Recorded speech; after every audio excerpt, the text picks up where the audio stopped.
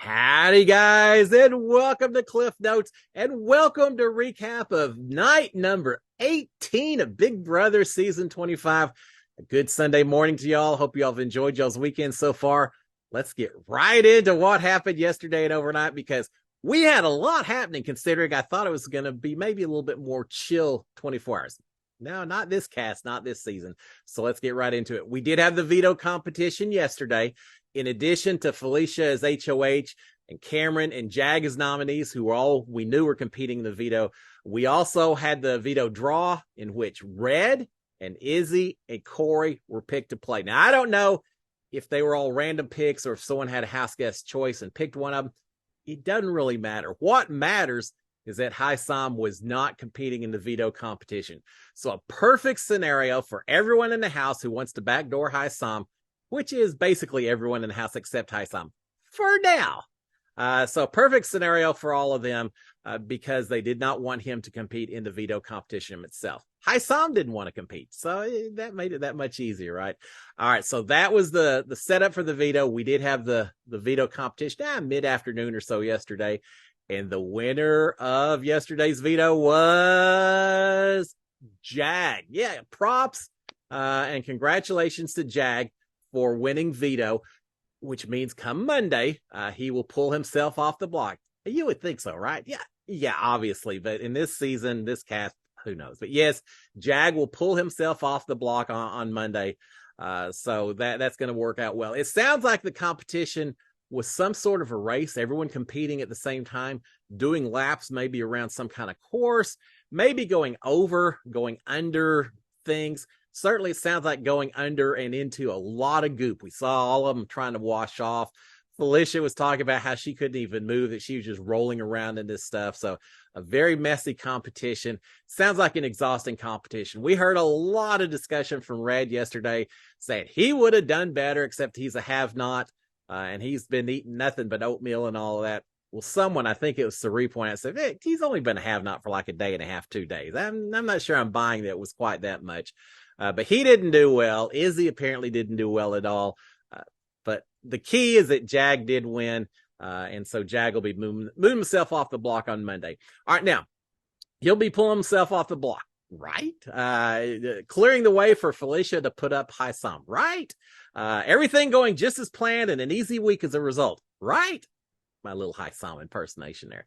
Yeah, it seems like everything is going the way that they wanted it to go.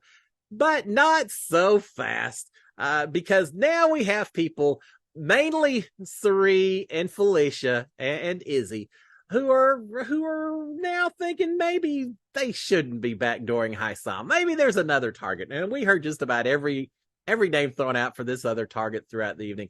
We're going to talk about all of it. But yeah, once Hissam was not picked for the veto, it should have been an easy couple of days, except people getting paranoid, reconsidering, thinking too much is creating all kinds of issues throughout the evening. So we're going to talk about all of it as quickly as we could. All right, first of all, a few conversations. Jag mentioning to Izzy and Matt how upset Hissam was when Jag won. Now, we knew that Hissam did not want to win this competition, but he did not want Jag to win either. He wanted Jag out the door, falling behind Riley. Well, we know that's not going to happen at this point in time. So as a result, Hissam is going to, throughout the afternoon, evening, really start pushing to send Matt out the door instead. He doesn't want Cameron gone. He wants Matt out the door. So he's talking about that, and he's really pushing that to Izzy and Sari, pushing it to those two before Felicia. Isn't this Felicia's HOH? It is, but Hissam does not have a lot of respect for Felicia right now. He's upset that she didn't put Matt up on the block against Jag to begin with. And we're going to hear all about it. All right, the backyard is open. Once this veto competition was through, they better enjoy it while they can before the tropical storm. Is it Tropical Storm Hillary? I think so. Before it hits late tonight, early tomorrow. It's going to be weird having rain in the backyard. Never had that during my season, but I don't know if they're still allowed outside or not. AstroTurf could get awful slippery. Hey, yeah, it may be a little fun to do it. But yeah, enjoy the backyard while you can, guys, because it may get a little sloppy here before too long. All right, we got Sari. I mentioned a little paranoia kicking in. Sari is starting to second guess the idea of backdooring Hissam. She was in the backyard on the hammock with Corey. she's talking about the fact that she's worried that if they get rid of Hissam, he is a guy who theoretically is on their side, who can win a lot of comps and help their alliance out. She's worried about that, saying, get rid of him. We lose a comp beast. Red can't do anything. Why wouldn't we go for Red or someone instead? She's talking about also as well how much she and Izzy just can't stand Cameron, who just happens to be on the block right now and would be an easy target. So she's mentioning that. Corey, I gotta say, I'm getting more and more respect and really liking the way Corey's playing this game. Corey being the voice of reason, I think, at this point in time, saying, look, I get it, but we are beyond the point of return in terms of backdooring Hissam. Everyone already knows about it. We can't be backing off at this point in time, Suri. He's right. Too many people know about it. If they don't go after Hissam this week, you can talk about whether he benefits you, hurts you, whatever. The key is too many people know if Hissam doesn't go home this week, someone's going to spill the beans to him. And certainly at that point in time, I think he becomes a major enemy to you if you're behind the initial Hissam backdoor. So I do agree with Corey that it's probably too late to be talking about not backdooring, but that doesn't mean that they are still going to be doing a lot of talking. All right, we've got Hissam and Suri on the hammock. Hissam is worried that Felicia is not going to put up Matt. Oh, if only you do, Hissam. He's worried that she won't put up Matt. He's talking about what a mistake it would be not to send Matt home this week. He's saying, she really kind of screwed up by not putting Matt on the block with Jag to begin with, because now we've got all this going on. Now we could, he's saying if Matt and Jag had been out there, Matt would have won that competition. Jag would have been going home. Perfect. Now we can't do that. Now we've got to send Matt home because Jag is safe. So he's really not happy with the way Felicia's HOH has gone so far. Hissam is also saying that if Felicia puts up Blue, remember there's a lot of names being thrown up this evening. He's saying that if Felicia puts up Blue as a replacement nom and she goes home, then that's going to make Jared mad at this side of the house, at this alliance. That's not going to work. And he's saying if that happens, then you're going to have Matt and Jag and Jared and America and Corey and Red and Cameron that all may band together against the professors and really flip the house and create all kinds of issues. So Felicia cannot put Blue up and send Blue out the door. They've got to get rid of Matt while they can. Later, Hissam is saying that if Felicia doesn't make the right pick, which interprets to Hissam's pick, if she doesn't make the right pick, they may just have to drop her from the professor's alliance. Hissam is saying, one bad move can affect everyone else's game, and I can't work with someone who's going to be making bad moves. So if Felicia doesn't follow along, we got to reevaluate her membership in this alliance. All right, we've got it's amazing Felicia's HOH this week, right? You wouldn't know it by the way Hissam's talking. Later, we've got Izzy and Felicia join the conversation. Hissam is now telling Felicia, again, he's saying, look, you gotta put Matt up. He says, I know you want to maybe put Blue up. We can beat Blue. Blue has shown that she can't really compete. She's not a comp beast at all.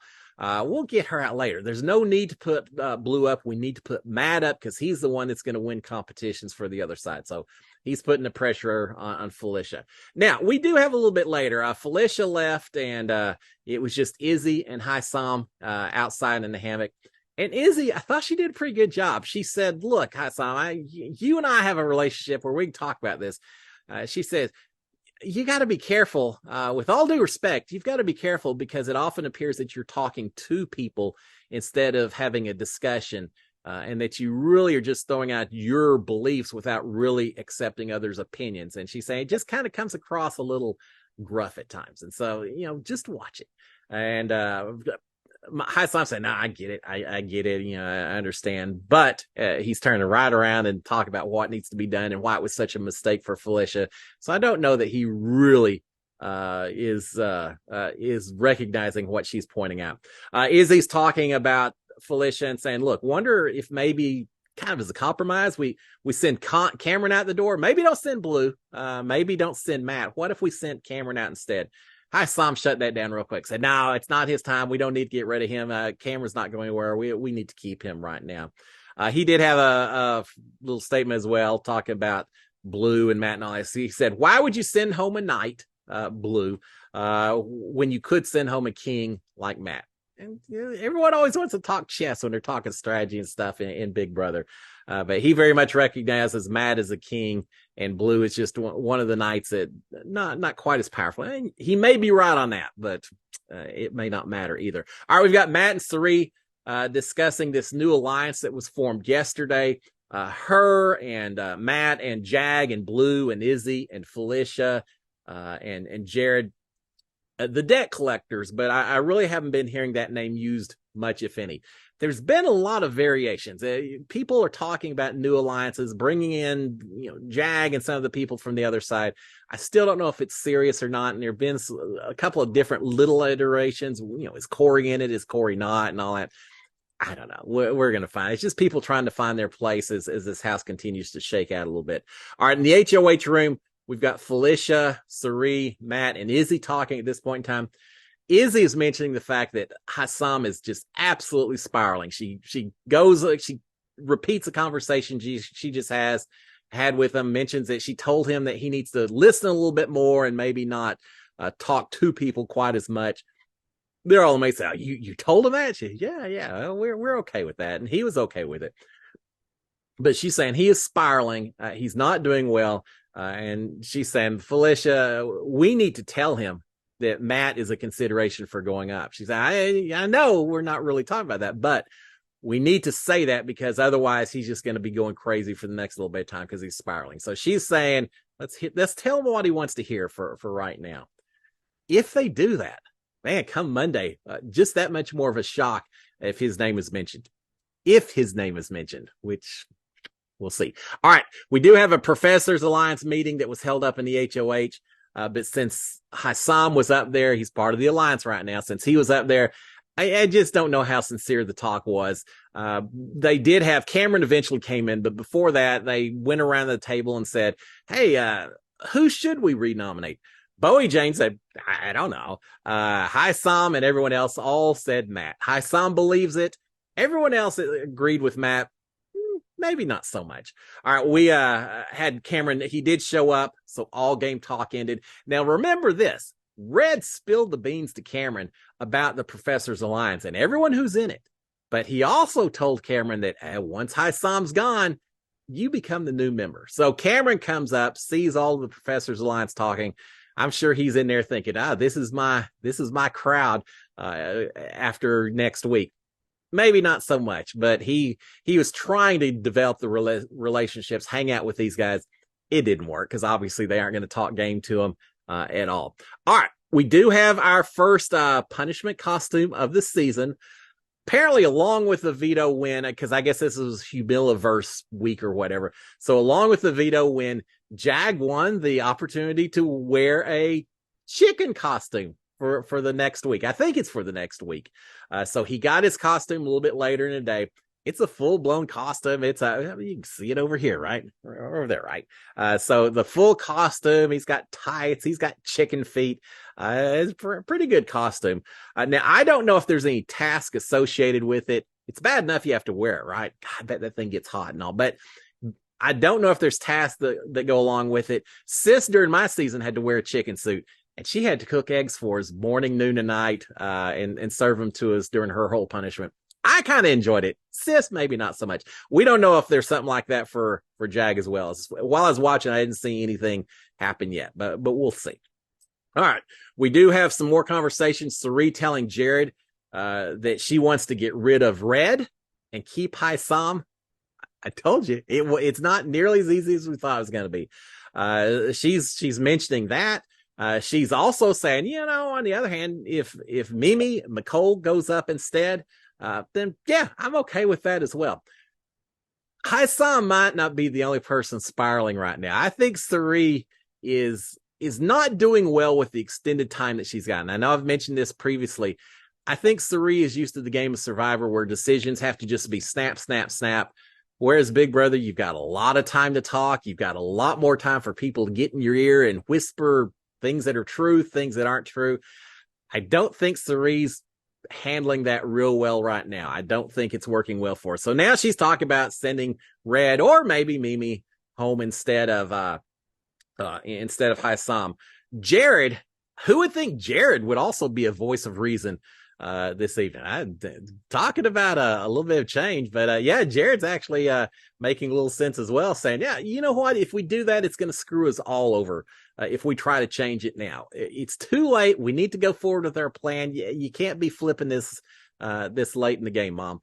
We've got Jared and Corey talking, and Jared telling Corey that the House majority, he didn't call it an alliance. He said, look, there's a majority in the House. And Corey saying, yeah, but who is that majority? And Jared saying, well, it's me, and it's you, and it's Felicia, it's Suri, it's America, it's Blue, and it's Izzy. So he's thrown in a couple from the other side along with his group.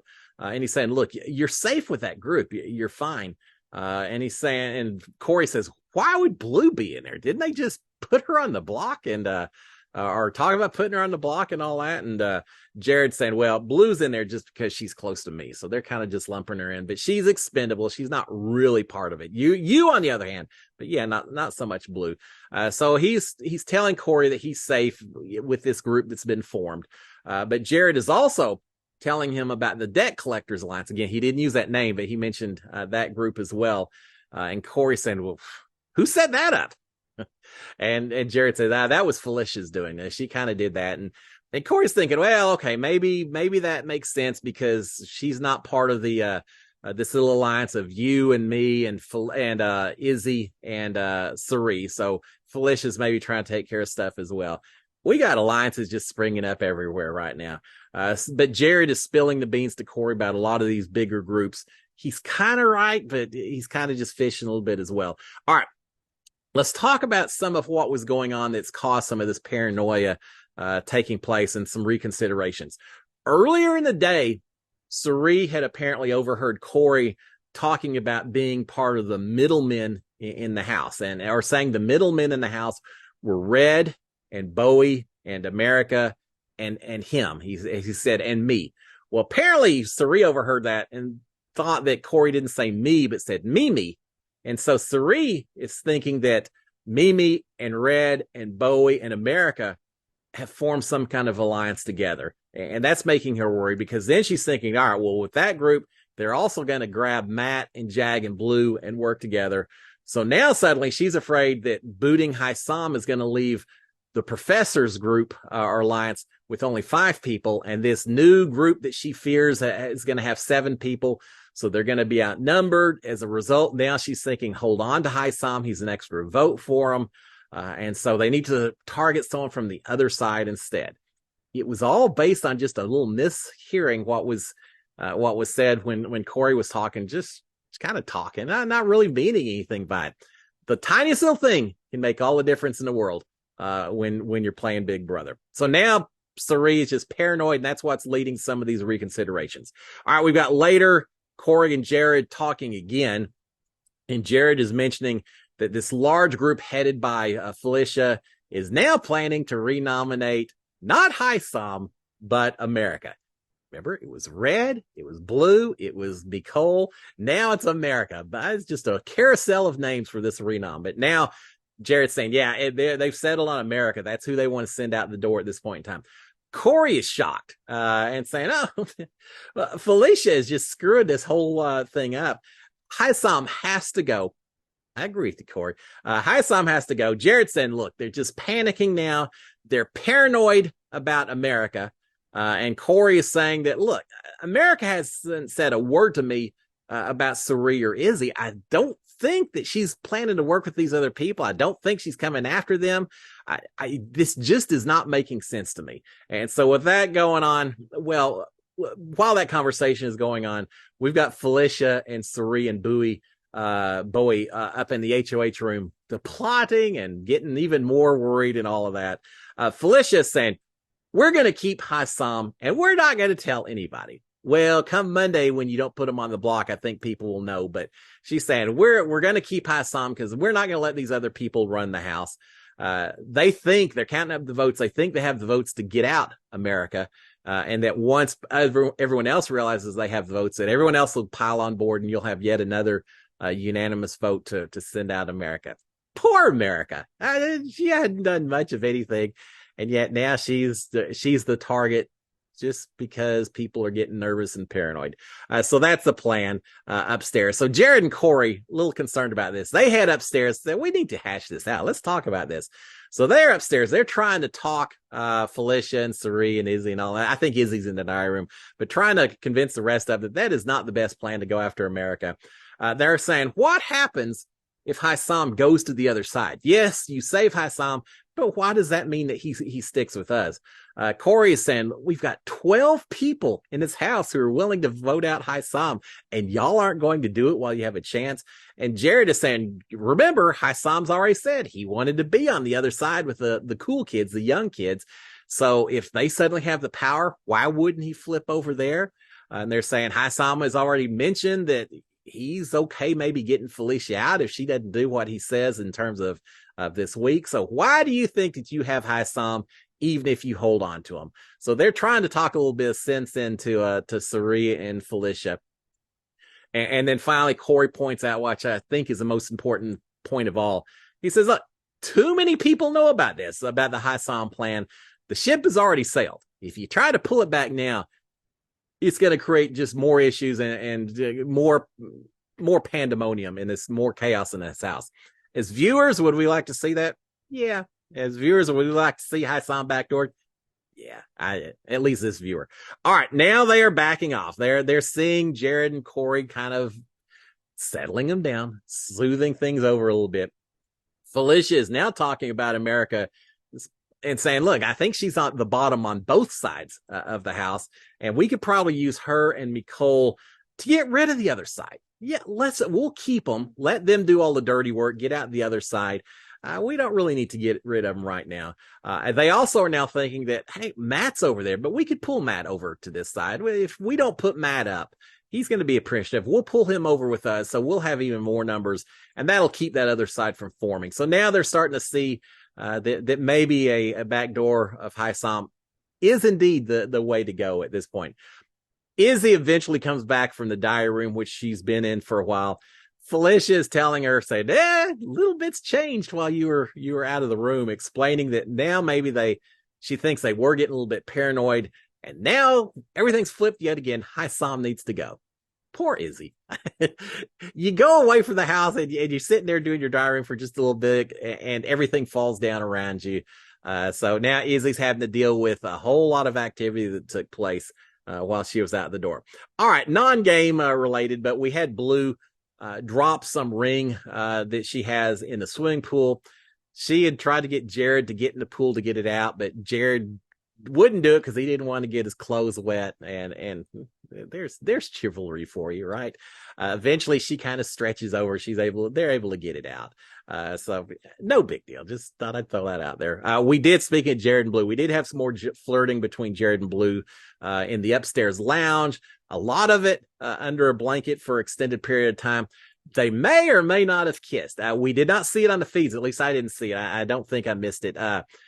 But there was talk. I think Blue was saying something like, oh, they always show the first kiss on TV and everything else. And so did one happen? I don't know. It certainly seems there's a lot more flirting going on. I said yesterday, I thought maybe Blue wasn't really into it. She's just kind of playing Jared a little bit for strategy and all that. Maybe there's a little more to it than that. I'm not ready to call it showmatch yet, but certainly they continue to flirt and be close with each other. They did talk a little bit game, not a lot, but a little bit. Blue is thinking, or a little upset that she thinks Jag has just blown them off. She said, yeah, Jag wouldn't even talk to us after the veto competition. Now that he's got his safety, he's just kind of blowing us off. So there's certainly some divisions on that side of the house. They are practicing going over days, numbers, names of comps, things like that. Just preparing for some competition of that sort somewhere down the road. Well, we know it's not going to be Thursday because we got the pressure cooker competition, but they're practicing now. And that's the way you do it. The only way you learn those days and names and numbers and all that, every day you go over it, you just keep adding on as new things happen. Otherwise you get to the end, there's no way you can remember it all. So they're practicing a little bit, but mainly they're just flirting and hanging out with each other. All right, finally, real quick, we've got more talk between Sari and Izzy and Felicia and Bowie Jane. But mainly they're just confirming and recapping everything. There's some names thrown out. Oh, we don't need this person. We don't need this person. But it's just them scatter shootings, things here and there. So we had that. All right, one more thing. I almost forgot to mention this. We had an interesting little situation. Sari and Jared together kind of did a shout out to the camera, shout out to their family, and hoping everyone's doing well. Yeah, mother, son, reaching out kind of deal. You got to be careful when you're saying things that you aren't overheard. I know what that's about. But they do all of that. And when they get done, we see that Corey was in the next room over, not too far away. Now, did he overhear anything that was said? I don't know. Was he standing there on purpose? I don't know. Was it just coincidental? He was walking that way. We don't know if anything was overheard or not, but these guys have to be careful. Sari and Jared. Jared's been spilling all kinds of secrets to Blue and hinting around without actually saying what the relationship is. He said tonight, Sari's really a celebrity. Well, they know she played Survivor, so that by itself isn't a huge deal. But just throwing anything out there at this point in time to Blue, when he's already said he's got a little secret in the house, he's got to be careful. And the two of them doing shout outs together, someone like Corey, Blue may not pick up on it. Corey, if he does overhear something like this, or he sees them hanging out too closely together, Corey's the one who's going to figure it out. I think he may be the one, if not Izzy somewhere down the road, I think Corey could be the one that breaks his secret open and then talking about chaos. All right, there you have it, guys. Crazy night when it shouldn't have been, but at the end, the target is now back on Hissam once again. We'll see if that sticks. We still have Sunday and Monday before the veto ceremony. There's a lot. They could flip-flop 5 or 6 times between now and then. But there you have it. I'm going to leave you at that. Have a fantastic rest of your weekend. Enjoy your Sunday. I will be back tomorrow morning to talk about what other flip-flopping may have occurred and talk a little bit about the veto ceremony itself. It's going to be glorious. I'm looking forward to it. Guys, have a great one. Until then, SKD1 to 43. Cheers, my friends. Bye.